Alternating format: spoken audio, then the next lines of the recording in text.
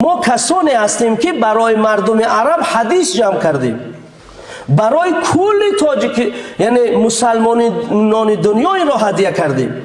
ما تفسیر نوشتیم، ما فقه نوشتیم، ما صاحب فتوا و قضاوت بودیم، ما احادیث پیغمبر صحیح ترین کتاب را جمع آوری کردیم. ما تاجیکیم و در هیچ کتاب دینی نآمده است که نام ها باید همه عربی باشد.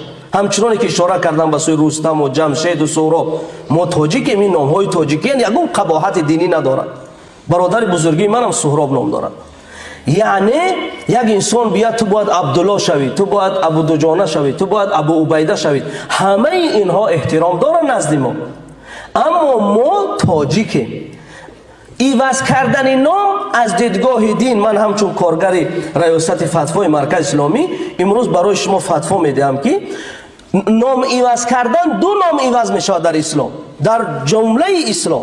نامی که خلاف عقیده باشد. مثلا یک هست عبدالله نام دارد، بچهش عبدالکریم، عبدالقادر آمد عبدالرسول نام کرد. همین عبدالرسول این بنده پیغمبر نمیشود از دیدگاه مذهب امام اعظم. از لحاظ عقیده ما امت پیغمبریم، میشد اینو محمد رسول کنیم تمام. یا قباحت در معنای نام باشد ایواز میشود. یک روز پیامبر از مدینه گذر میکردن، یک جماعت زنها نشسته بودن، یکی را حامیه صدا میکرد. گفت من کن حامیه. کی از شما حامیه نام دارد؟ یک زن خیز گفت من. گفت نام تو از این بعد جمیله، چون که آتش جهنم نارون حامیه، این همون حلنگ زنان آتش حامیه نام دارد. معنای نام قبیح است. گفت نام تو جمیله یعنی زیبا. پس نامی که خلاف عقیده نباشد، معنای اون قبیح نباشد، اون هیچ وقت عوض نمیشد.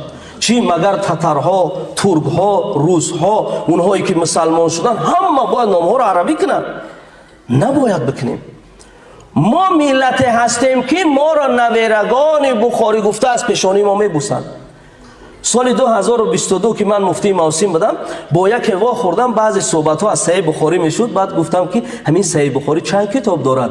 گفت که من نمیدونم. گفتم نه، در خود همین بخار اون در باب عقیده با من صحبت میکرد. من گفتم من الحمدلله عقیدم بیشتر و خوبتر از تو است.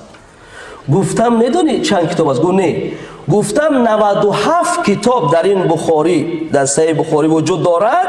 اول با وحی سر میشود، با کتاب توحید بود میشود، یعنی آخر لا اله الا الله هست. شما میآیید ما را توحید را یاد میدید، شما میآیید ما را عقیده را. ما چند هزار سال پیش شما را کتاب های عقیده و وحی را نوشته دادیم.